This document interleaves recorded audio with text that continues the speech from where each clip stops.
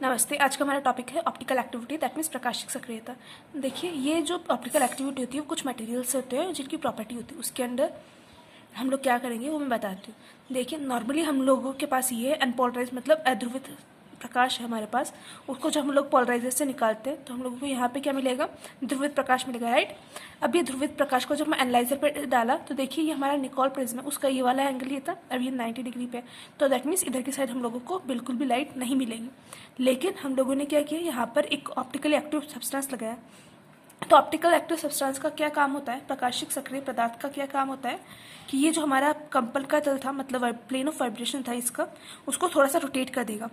थोड़ा सा रोटेट करने से क्या होगा, ये इधर से रोटेट होगा, इस वजह से हम लोग को क्या मिलेगा, यहाँ पर कुछ लाइट मिलेगी। जो मतलब हम लोगों को यहाँ पर क्या जरूरत था कि कोई भी लाइट नहीं मिल रही थी, यहाँ पर हम लोगों को कुछ लाइट मिलेगी इस वजह से।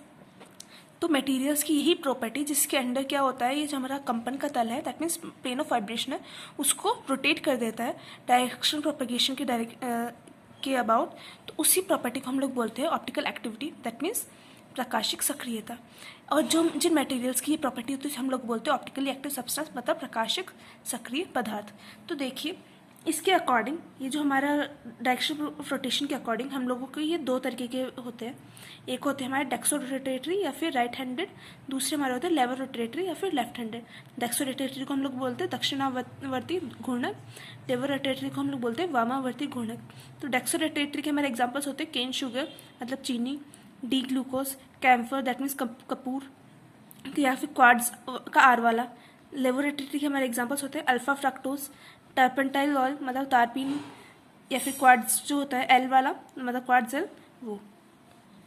अब हम लोग देखते हैं प्रकाशिक सक्रियता के नियम, that means laws of optical activity. तो देखिए, ये प्रकाशिक सक्रियता के नियम 1815 में एक साइंटिस्ट थे बियोट हमारे, उन्होंने दिए थे। इन्होंने क्या किया था, प्लेन पोलराइज्ड लाइट थी उसको ऑप्टिकली एक्टिव मीडियम से पास किया और उसको रोटेट करा के देखा।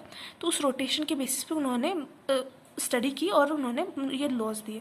पहला नियम हमारा ये था कि जो हमारा घूर्णन का कोण होता है, that means angle of rotation जो होता है प्लेन पोलराइज्ड लाइट का, वो डायरेक्टली प्रोपोर्शनल होता है कि वो जो पोलराइज्ड लाइट है वो मीडियम के अंदर से कितनी दूरी तय करी, मतलब distance travel by polarised light in optically active medium, उसके डायरेक्ट प्रोपोर्शनल होता है एंगल ऑफ रोटेशन के। तो थीटा हमारा होगा वो डायरेक्ट प्रोपोर्शनल होगा एल के।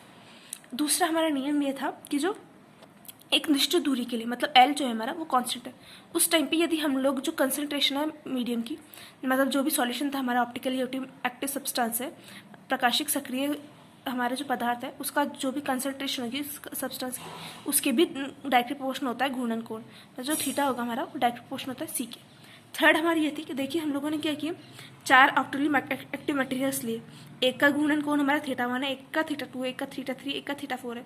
इन चारों को एक के बाद में एक के बाद में एक ऐसे लगा दिया, तो उससे ओवरऑल हमारा जो एंगल ऑफ रोटेशन होगा, मतलब ओवरऑल जो घूर्णन कोण होगा हमारा वो हो जाएगा theta equal to theta 1 plus theta 2 plus theta 3 plus theta 4 के इक्वल। तो देखिए कि theta 1 plus theta 2 plus theta 3 plus theta 4 किया है हम लोगों ने। लेकिन हमारे पास ऐसा हो सकता है कि ये वाला जो है ये तो डेक्सोरोटेटरी मतलब दक्षिणावर्ती हो, ये वामावर्ती हो, ये दक्षिणावर्ती हो, ये वामावर्ती हो, इस तरीके से भी हो सकता है। उस टाइम पे क्या करेंगे हम लोग, दक्षिणावर्ती के लिए यदि हम लोगों ने पॉजिटिव लिया, मतलब डेक्सोरोटेटरी वाले सब्सटेंस के लिए यदि हम लोगों ने पॉजिटिव साइन लिए, तो लेवोरोटेटरी के लिए हम लोग थीटा 2 जो होगा हमारा वो नेगेटिव हो जाएगा। मतलब यदि ये वाला लेवोरोटेटरी होता है, ये वाला डेक्सोरोटेटरी होता है, ये डेक्सोरोटेटरी होता है, ये लेवोरोटेटरी होता है, तो हम लोगों का ये क्या होता है, theta 1 minus theta 2 plus theta 3 minus theta 4, इससे हमारे पास ओवरऑल थीटा की वैल्यू आ जाती है, राइट। अब फोर्थ चीज़ हमारी होती है कि जो एंगल ऑफ रोटेशन होता है वो इन्वर्सली प्रोपोर्शनल होता है स्क्वायर ऑफ वेवलेंथ के, मतलब आपकी जो ध्रुवित प्रकाश है उसकी जो तरंग दैर्घ्य है या फिर वेवलेंथ है उसकी स्क्वायर के इन्वर्सली प्रोपोर्शनल होगा थीटा, जो हमारा रोटेशन का एंगल होता है, राइट। तो थीटा जो होगा इन्वर्सली प्रोपोर्शनल टू होगा लैम्डा स्क्वायर के।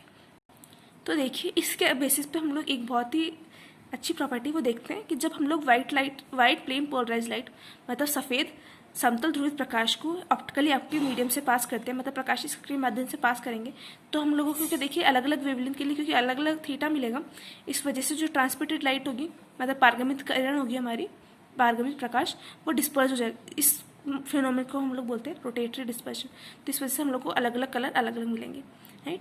और देखिए ये जो हमारा थीटा होता है वो टेम्परेचर पर भी डिपेंड करता है। तो ये हमारे 5 नियम थे जो कि बियोट ने दिए थे अब इसके आगे का हम लोग नेक्स्ट लेक्चर में पढ़ेंगे। Thank you.